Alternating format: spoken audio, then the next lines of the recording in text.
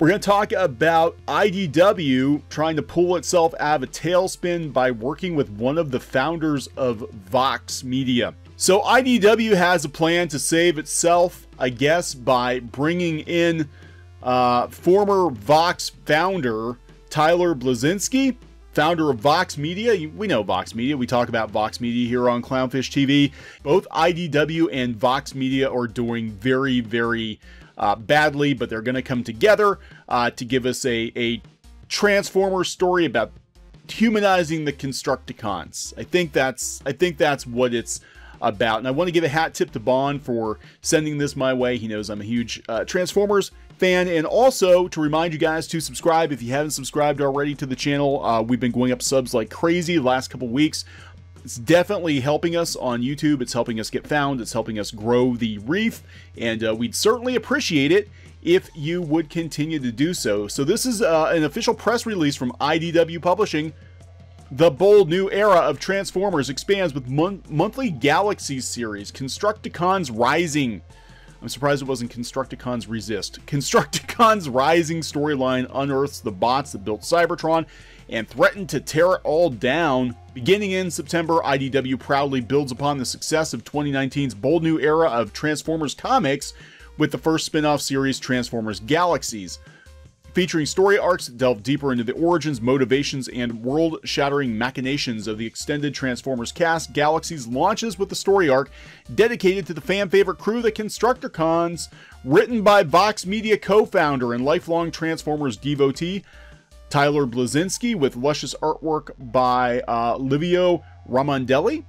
Transformers Galaxy #1 uncovers the hidden secrets of Cybertron's vast beauty and extraordinary cityscapes. Okay, so this is what Bleszinski, the founder, one of the founders of Vox Media, says. I've dreamed of the day I could somehow be involved with Transformers, humanizing the Constructicons in a refreshed origin story. One of the most talented Transformers artists ever, Livio Ramondelli. I haven't read the new Transformers comics yet, but the art's actually pretty good. I'll give him that. It'll be one of the highlights of my life and will give me the opportunity to share my passion for these incredible creations with my kids' generation. This is a dream come true.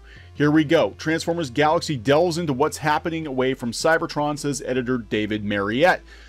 Does that sound familiar? David Mariette, who last year was like, if you support the Diversity in Comics YouTube channel or anybody else they consider Comicsgate, I'm going to block you, I'm going to ban you, etc. Because it's racist, sexist, homophobic, istis stuff, and somehow I'm not blocked. I don't understand. And, you know, we used to do work for IDW, and I never had a bad experience, but it's been like 4 or 5 years since I did any work for IDW. Never on this line of Transformers comics, though, but it's a real bummer to see them just implode. You know? So what does this kind of attitude lead to? What does this kind of attitude lead to? So you basically attack customers, right? And that's what they were doing. And here's kind of a roundup from Bounding in the Comics of IDW taking the high road and deciding that they're going to run their customers through a purity test to make sure they're not, you know, Trump supporters or any other kind of nastiness like that. And you know, where has this led them? Oh, look, IDW loses $3.7 million. And 1.6 million of that was just from publishing. IDW is on the skids. IDW is hanging on by its fingertips, and I think we're going to hear of IDW's demise sooner rather than later. In fact, they're already building a life raft. They went, some of the IDW founders used IDW money to go start, I think it was called Clover Press, which sounds an awful lot like a Vertigo or Image type thing. Very niche, progressive publisher is how they're describing it, and I think they're going to start moving some of their stuff over to this Clover Press because IDW is in the shitter. And again, you can trace some of this, not all of it. Now, there are some bigger problems in the comic book industry, but IDW really started to take a loss when they got weirdly political and they started attacking fans. Fans stopped supporting their books. We look at what happened with G.I. Joe and the Aubrey Sitterson situation. I mean, it's all related, even if they don't want to admit it. Other companies aren't hemorrhaging as badly as IDW is. And I'm sure there's a lot more to it than just, you know, the internet drama. But, you know, when the rights holder for licenses of classic comic IP, you're going to bring in, especially something like G.I. Joe, you're going to have a very patriotic fan base, and they attack those fans, you know, repeatedly. And some of these other licenses, these fans are going to be older. They might lean conservative, and, you know, they might agree with diversity in comics or Comicsgate. And guess what? IDW doesn't want their business. So this is where we are. Now, Vox, this is pretty interesting. We've got Tyler Blazinski, who's doing Transformers now, doing this Constructicon story, and he's actually a founder of Vox Media. You think he would have more money than to chase after low-paying work for IDW, but who knows? Who knows? Vox is not really doing too well either. They had, earlier in the month, they threatened to walk out. The employees threatened to walk out. They wanted to unionize, and this, I can guarantee you, this was after last year, you know, Vox had layoffs, because none of these far left media sites, websites, blogs are doing well. They're not doing well. So now is not the time to unionize. You probably should be thankful you have a job at all, but these guys decided to unionize. Vox owns Polygon and a number of other far left blogs. Polygon, of course, was constantly attacking Gamergaters, constantly attacking Comicsgaters. Even now, they've had these kind of garbage articles that were basically think pieces, opinion pieces, and they've used it to try to you know, smack down the fandom if there's any dissent.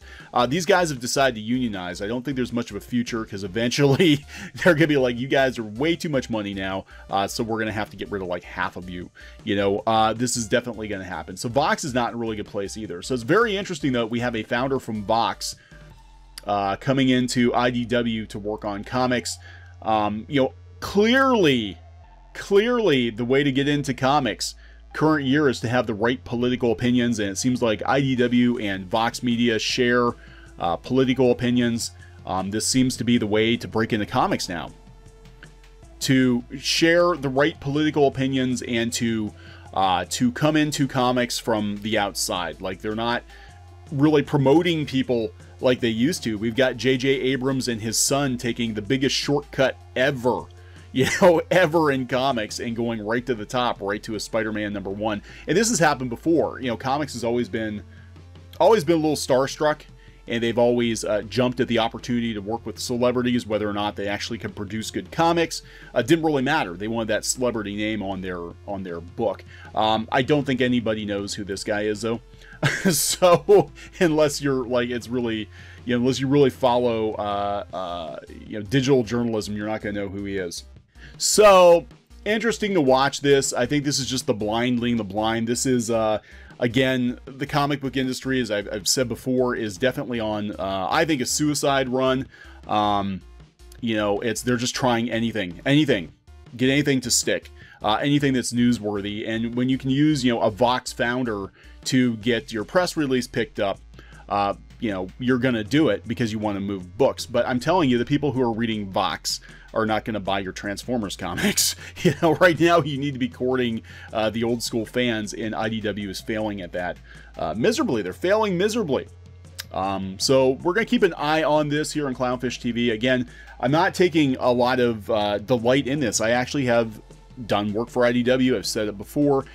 They were a very, very good company for a number of years, and just in the last 2 or 3 years, they've gotten very, very weird, very political, and it's definitely biting them. It's biting them hard. So please subscribe for more pop culture news, views, rants, gaming videos, art videos, and more here on Clownfish TV. This has been Neon. I will talk to you later. Hey guys, thanks for watching Clownfish TV. Please consider supporting the channel. Go to clownfishsupport.com. That's clownfishsupport.com. And if you want to join our community, go to clownfishtalk.com. That's clownfishtalk.com. Please subscribe, ring the bell for notifications. We will talk to you next time.